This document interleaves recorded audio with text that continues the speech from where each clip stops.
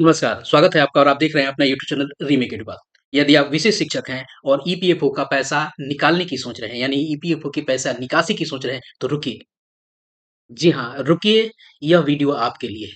इस वीडियो को पूरा देखिए, इसको समझिए। अगर नहीं समझेंगे तो आपको होगा बड़ा नुकसान। यदि जल्दीबाजी में हैं, तो बड़ा नुकसान होने जा रहा है आपको पैसे का। जी हाँ, बड़ा नुकसान होने जा रहा है। आपके भविष्य के लिए बचाए हुए पैसे आप यूँ ही नहीं उसको आप जाया होने देंगे। आपके वेतन से पैसा कटा है, तो पहले इस वीडियो को देखिए। जल्दीबाज़ी नहीं कीजिए साहब, क्योंकि आपकी खून पसीने की कमाई है, उसको यूँ ही ज़ाया नहीं होने दीजिए। तो यह वीडियो पूरा देखिए, उस वीडियो को के अंत में मैं उन सारी चीज़ों को बताऊँगा कि क्यों मैं रोक रहा हूँ। क्योंकि जो आपका बचत है, वो अच्छे इंटरेस्ट के साथ आपको उस खाते में पड़ा हुआ है, वो कहीं नहीं जा रहा है। किसी भ्रम में नहीं रहिए, किसी भी गलतफ़हमी में नहीं रहिए कि अकाउंट बंद हो जाएगा, पैसा रुक जाएगा, उसकी भी टाइम लिमिट है। अभी आपको उसमें 8.25 लगभग 8.5% के करीब इंटरेस्ट मिल रहा है, जो कहीं नहीं मिलता आपको। तो वो भागा नहीं जा रहा है। अभी तो आप नियोजित से विशिष्ट हुए हैं। मुश्किल से 60 दिन, 90 दिन हुए हैं। अभी रुकिए, ये वीडियो ज़रूर देखिए पहले, उसके बाद मैं इस पे बात करूँगा आपसे। आइए इस वीडियो को देखते हैं और जानते हैं कि क्यों मना कर रहा हूँ मैं अभी। 144 पर निवेदिता थी, श्रीमती निवेदिता सिंह। मैं एक विषय यहाँ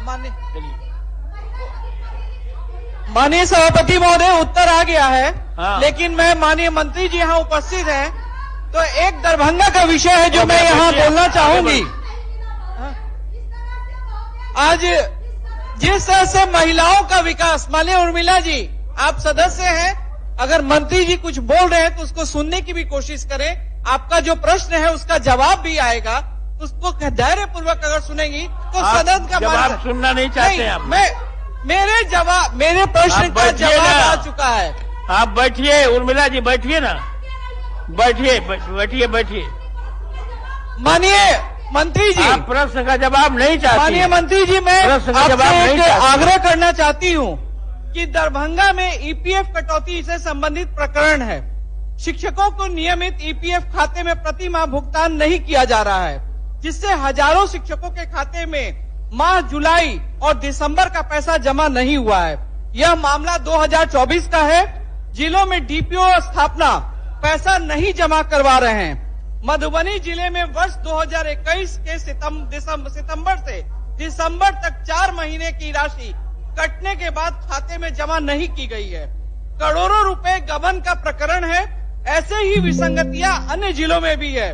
माननीय मंत्री जी से मैं आग्रह करना चाहूंगी कि इसकी जांच करवा के इसमें हजारों शिक्षक एवं अब साक्षरता परीक्षा पास करने के बाद विशिष्ट शिक्षक बन चुके हैं, इस राशि को पीपीएफ खाते में या फिर जमा करके इस राशि का भुगतान जल्द करवाया जाए, इसका मैं आपसे आग्रह करती हूँ माननीय मंत्री।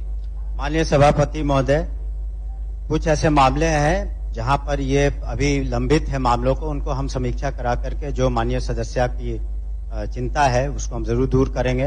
अभी कुछ नियुक्तियां भी प्रक्रियाधीन है, उसके बजट सेशन के बाद ये जो कमियां हैं उसको हम लोग निश्चित रूप से पूरा करके एक बात सुन लीजिए, भुगतान कर देंगे। एक बात सुन लीजिए, इस सदन के उर्मिला जी, इस सदन नहीं, चलिए बैठिए ना, बैठिए, कुछ कहते हैं सुन लीजिए। सदन की परंपरा है और हम लोग इज्जत करते हैं कि सदन के नेता माननीय मुख्यमंत्री जब कोई बात करते हैं तो उस समय खड़ा होकर के नहीं करना चाहिए, बात को अच्छी तरह से सुनना चाहिए। अब इस तरह से मैं पहले से खड़े हैं, जब मुख्यमंत्री खड़े हो जाते हैं तो आप ही हो जाएगा। हम खड़ा होकर आपको बैठाने के तभी भी आप लोग नहीं बैठे, और इसीलिए कोई एक्शन होता है तो आप लोग कहते हैं कि ये एक्शन ले लिया गया। ये परंपरा को सभी के लिए है। जब सदन नेता बोलते हैं तो आपके लिए कुछ उपयोगी बात बोल रहे हैं, इसको हवा में मत उड़ाइए, और ये लागू रहेगा, याद से मैं बता देता हूं। चलिए, हाँ बोलिए। का जो विषय है, प्रोविडेंट फंड का अकाउंट रिकॉन्साइल नहीं हो रहा है महोदय। जो शिक्षक नियोजित थे, सरकारी सेवा में आए तो सेम अकाउंट कंटिन्यू नहीं किया विभाग ने। जब अकाउंट कंटिन्यू नहीं हुआ तो उनका पैसा वापस जाना है, और ये हजारों करोड़ रुपए है। मेरी प्रार्थना है प्रोविडेंट फंड के अकाउंट को रिकॉन्साइल कराया जाए।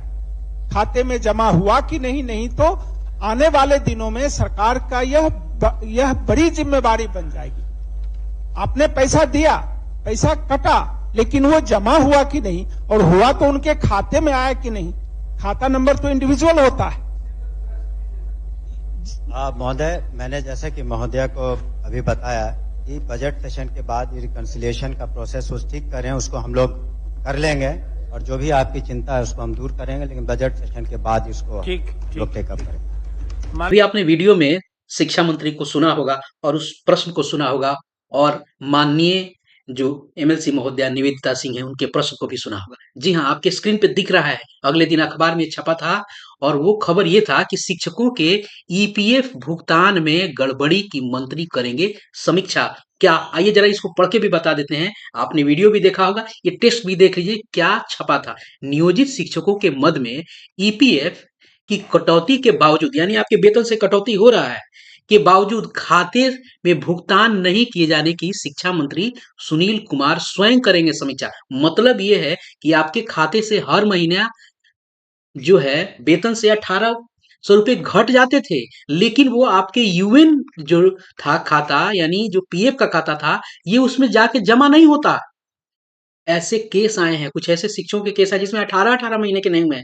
बहुत शिक्षकों के, ज्यादातर शिक्षकों के 1 महीने, 2 महीने, 3 महीने के जमा नहीं है, 6-6 महीने के जमा नहीं है। यहाँ केस 18 महीने का हुआ है। चलिए आगे देखते हैं, तो कहीं आपका तो नहीं है।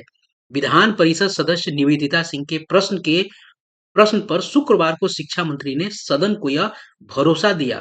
इससे पहले निवेदिता सिंह ने अंतर्राष्ट्रीय महिला दिवस पर अवसर पर महिला सदस्यों को सदन में बोलने के विशेष मौका का फायदा उठाते हुए सभापति महोदय के प्रति आभार प्रकट किया, और उन्होंने पूरक प्रश्न के माध्यम से सभापति का ध्यान आकृष्ट करते हुए कहा कि दरभंगा एवं मधुबनी के साथ ही कई जिलों में हजारों शिक्षकों, ध्यान दीजिए सर, हजारों शिक्षक, एक शिक्षक नहीं, हजारों शिक्षकों के साथ है, आप भी उसमें हो सकते हैं। तो आपको करना क्या होगा ये भी मैं अभी बताऊंगा। हजारों शिक्षकों के खाते में करोड़ों रुपए ईपीएफ की कटौती के बावजूद जमा नहीं किए जाने की पर चिंता जताई। तो कहीं आपका भी तो ऐसा हाल नहीं है? आपके वेतन से कटा है 1800 रुपए, लेकिन आपके यूएन में जमा है या नहीं? पहले जाइए, पासबुक डाउनलोड कीजिए, पासबुक डाउनलोड कीजिए और एक एक करके महीने को देखिए कि क्या जमा है कि नहीं, कहीं कोई महीना मिस तो नहीं है। अगर महीना मिस नहीं है तब आप निकासी के लिए आगे बढ़िए, अन्यथा की स्थिति में विभागीय व्यवस्था के तहत जो कार्रवाई हो रही है उसका इंतजार कीजिए, जो माननीय शिक्षा मंत्री ने कहा है। चूंकि अब विधान जो सभा का जो सत्र था वो आपको खत्म हो गया है, अब उस पर कार्रवाई होनी है, तो उसका वेट कीजिए। मार्क एग्जिट करने के लिए विभाग अपनी तरफ से पत्र धीरे धीरे निकाल रहा है, तो वेट कीजिए, रुकिए, समझिए, अपने पासबुक को देखिए। अगर आपके पासबुक में दिक्कत है तो आप जो गवर्नमेंट की जो व्यवस्था है उसके ऑर्डर का वेट कीजिए, उसके ऑर्डर का वेट कीजिए, तब आगे बढ़िए। तो इस वीडियो में इतना है, आपको यह अलर्ट करने के लिए और आपको जागरूक करने के लिए वीडियो था। तो इस वीडियो में इतना ही, मिलते हैं जल्दी नए कंटेंट और नए इन्फॉर्मेशन के साथ। अपना ख्याल रखें। जय हिंद।